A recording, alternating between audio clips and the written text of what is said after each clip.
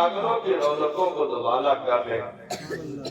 رات کی تاریکی میں بستر پہ جانے والے ایک مرتبہ ضرور سوچ لیں عشاء پڑھی تھی کہ نہیں۔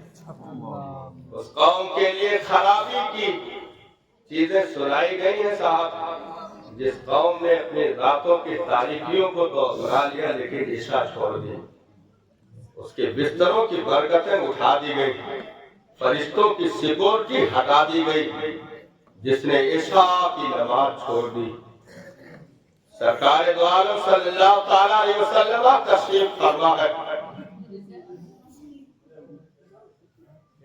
ایک آدمی بھاگتا ہوا آیا، عرض کی سرکار میرا اونٹ پاگل ہو گیا۔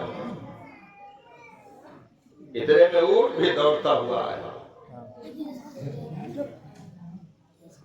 اپنی گردن نبی کے قدموں میں رکھ دی، رو رہا تھا۔ مالک بے تحاشا شکایت کرنے لگا، سرکار یہ بہت نافرمان ہو گیا ہے، کام نہیں کرتا، اونٹ رو رہا ہے۔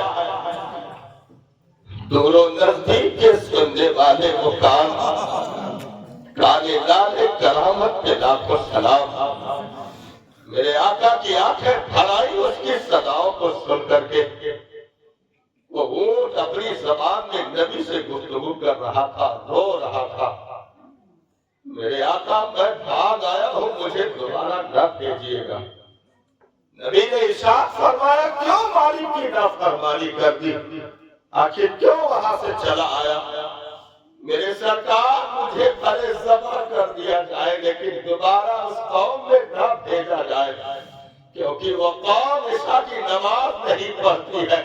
کہیں عذاب اترا تو میں بھی گھسیٹ دیا جاؤں گا، مجھے بھی کھینچ دیا جائے گا، اس لیے میں جان چھڑا کر کے چلا آیا ہوں۔ سرکار میں سارا حکم ماننے کے لیے تیار ہوں، لیکن کہیں اور بھیج دے، اس قوم میں نہ بھیجے تو جو عشاء کی نماز چھوڑ کر بیٹھا ہو، صاحب جانور تک پناہ مانگتے ہو اس سے، وہ عزتوں کی کیسے خواہشیں لے کر بیٹھ سکتا ہے؟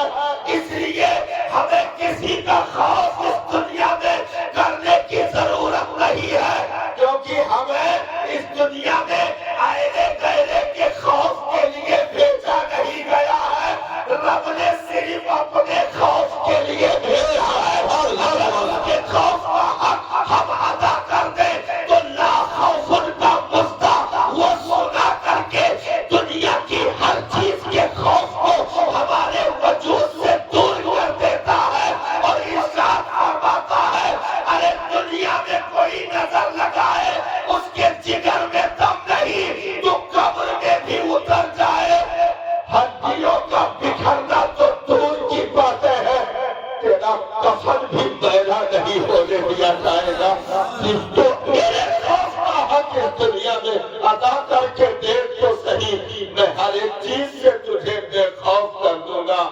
صحابہ چل رہے تھے، کسی میدان کی حاضری ہونی تھی اور سفر دور کا تھا، ہزاروں صحابہ اونٹ اور گھوڑے پر سوار چل رہے تھے، آپس میں گفتگو ہو رہی تھی، کیا کرنا ہے، کہاں پڑاؤ ڈالنی ہے، صفیں کیسی ہوگی، کیسی تیاری ہوگی، کیا ہوگا۔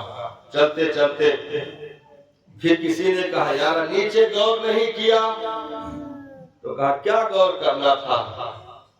کہا یار ہم باتیں کرتے کرتے پوری دریا پار کر کے چلے آئے،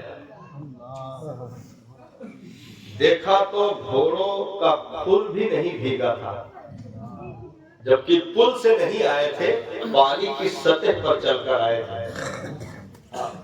باتیں کرتے ہوئے پورا لشکر صحابہ کا گزر گیا، گھوڑوں کے کھر بھی بھیگے نہیں تھے صاحب، اور دریا کے کلیجے پر چلتے ہوئے چلے گئے، کیونکہ صحابہ باتوں میں لگے ہوئے تھے، دریا کی طرف دھیان نہیں دیا، لیکن رب نے صحابہ کو تو چھوڑو، گھوڑوں کا قدم بھی ڈوبنے نہیں دیا۔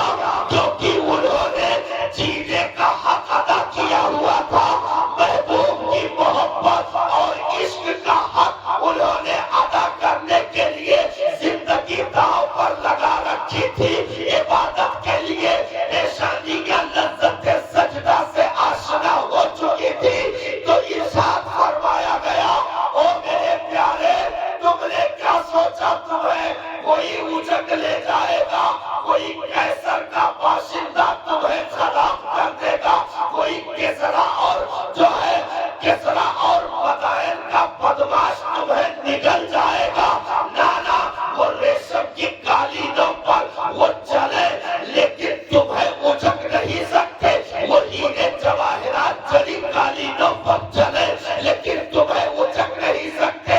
انہیں ریشم کا لباس پہنا کر کے اور تمہارے بدن پر صرف لنگی دے کر کے اگر تمہارے سامنے ریشم اور تخت والوں کو ذلیل نہ کر دیا تو رب نہ کہنا۔ اور یہی ہوا صاحب، مہنگے لقمے کھانے والے ذلیل کر دیے گئے۔ ایک مسواک دانتوں تلے چبا کر سنت ادا کرنے والوں کو اسی مدائن میں جمعہ کے روز منبر دے دیا گیا اور خطبہ صحابہ پڑھ رہے تھے، خطبہ صحابہ پڑھ رہے تھے۔ یہ اذانیں کبھی یورپ کے کلیساؤں میں، کبھی افریقہ کے تپتے ہوئے صحراؤں میں۔ دشت تو دشت ہے، دریا بھی نہ چھوڑے ہم نے، پہلے ظلمات میں دوڑا دیے گھوڑے ہم نے۔